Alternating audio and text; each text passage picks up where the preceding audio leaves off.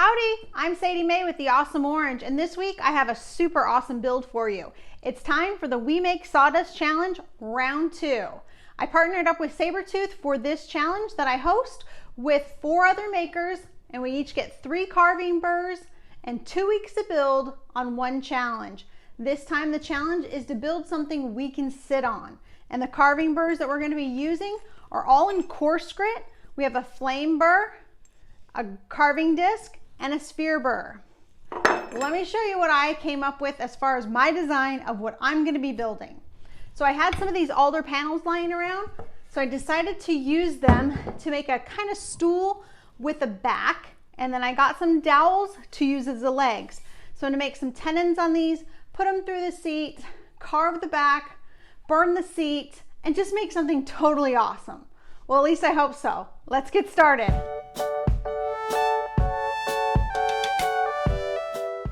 Be sure to stay tuned to the end of this video for the announcement of the winner of the We Make Sawdust Challenge Round 2. After trimming the dowels to 18 inches, I took them to the table saw where I set up my sled with a blade height of 1/4 inch. The dowels are 1.5 inch in diameter, and this will get the tenon to 1 inch in diameter. I cut the shoulder at 2 inches and then proceeded to spin the dowel to remove the rest of the material. This is a fun process and a good finger exercise.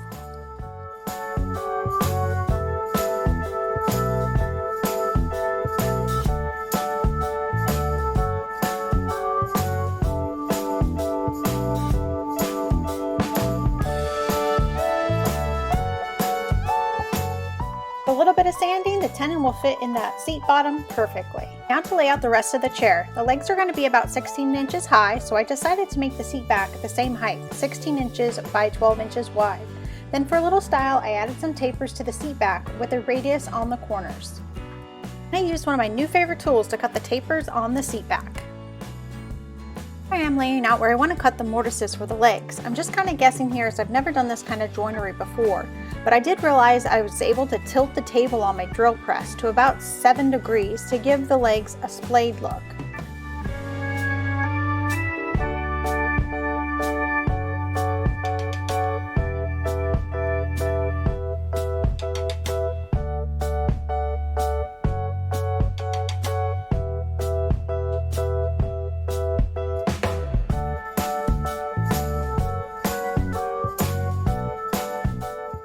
But after I was done with the first mortise, I realized that my drill press wasn't big enough to do all 4. So I ended up tilting the table to the other direction to get the other 2 mortises drilled. I don't think this is the right way to do this, and I might be missing something here that I haven't figured out yet, but hey, I'm going for it and I'm chalking this up to a learning experience.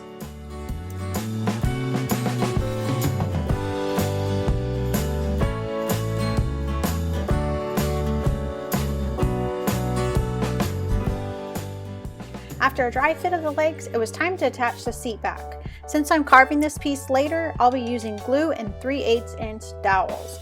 I decided 5 of them, about 1.25 inch into each piece, should hold well. So after laying them out, back to the drill press.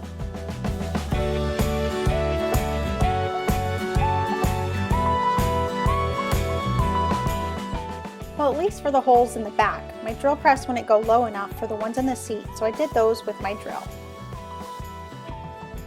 And then with joinery and dry fit complete, it was time for carving. The next day, the weather was beautiful, so I set up outside so Oscar could join, and so I wouldn't have to try and control all the sawdust in my shop.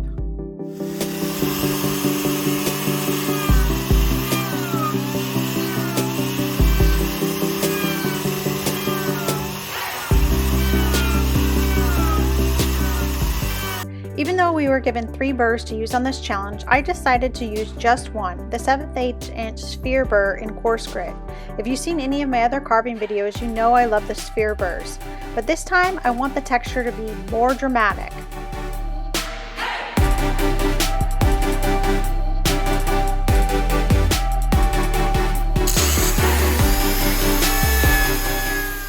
Using the sphere burr to carve the radiuses on the top of the seat back was super simple. I just carved away the bulk of the material and then started going around the corner, and it easily came off and left me a nice curve.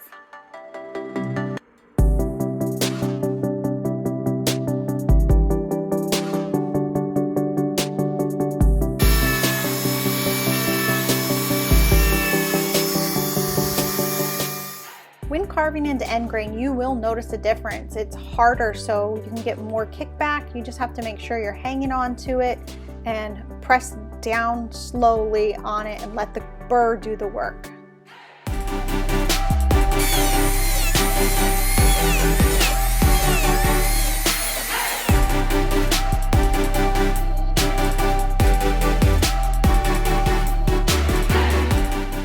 In order to make the texture more dramatic, we need to get the holes deeper, and to do this, I press down slightly and then pull back, so the pulling back motion makes it deeper.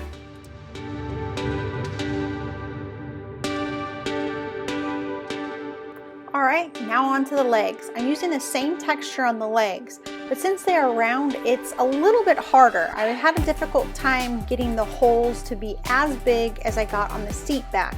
But with a little bit of practice, I was able to get those on there, and then I kind of rotate the leg and carve only portions of it, so I'm not doing straight lines down each leg, and I'll have more motion to it.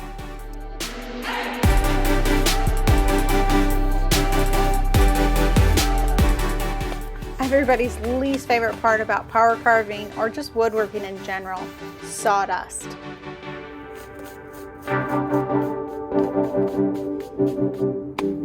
But when you get awesome texture like this, I think it's worth the trade-off. Well, I tried burning the seat, didn't like it, so I ended up sanding and wire wheel brushing all the soot off to reveal the lighter wood. And after a light sand to remove any sharp edges, it was time for assembly.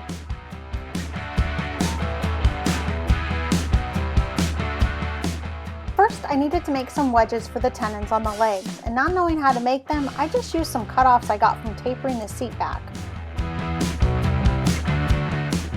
Then made a relief cut on the bandsaw, and then now it's time for assembly.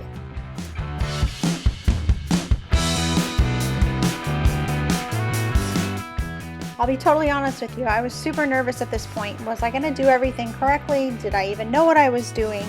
And once I got to this point, I realized I didn't. I had the seat bottom upside down, so I needed to take the legs out, put them back in. Luckily, the glue hadn't made the wood swell too much by this point, and I was able to get everything put together.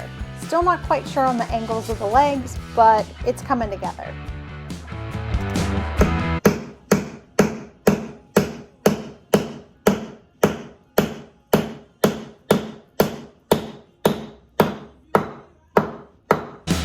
I knew when the wedge was in far enough when the tone changed when I was hammering it in, or at least that's my scientific reason of why I stopped.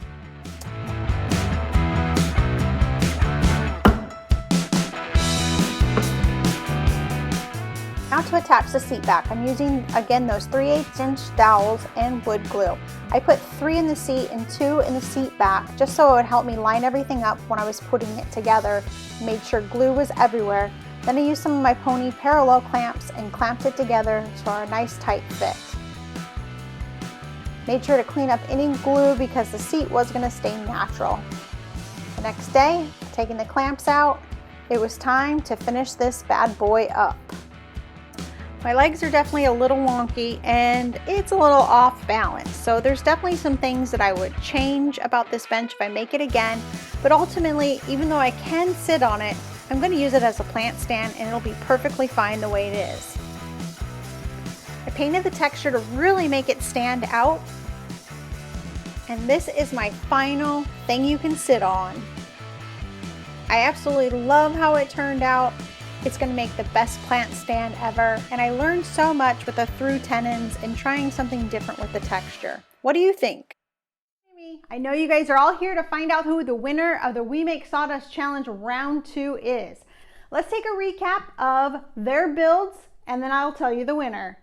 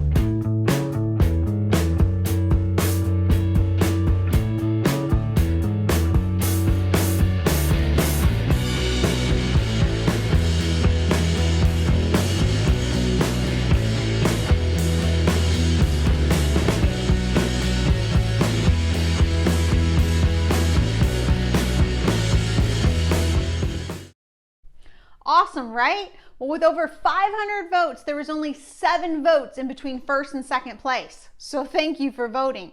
And without further ado, the winner of the We Make Sawdust Challenge Round 2 is Carla with Black Poppy Woodworks. Carla wins $300 in Sabertooth cash to grow her power carving tool collection. And lastly, big thank you to Sabertooth Power Carving Tools for letting me host this awesome challenge. And thank you for watching to the end. Be sure to like this video and that you're subscribed to my channel so you don't miss my next awesome build. Oh, and remember, build loud, build wild, and have an awesome day.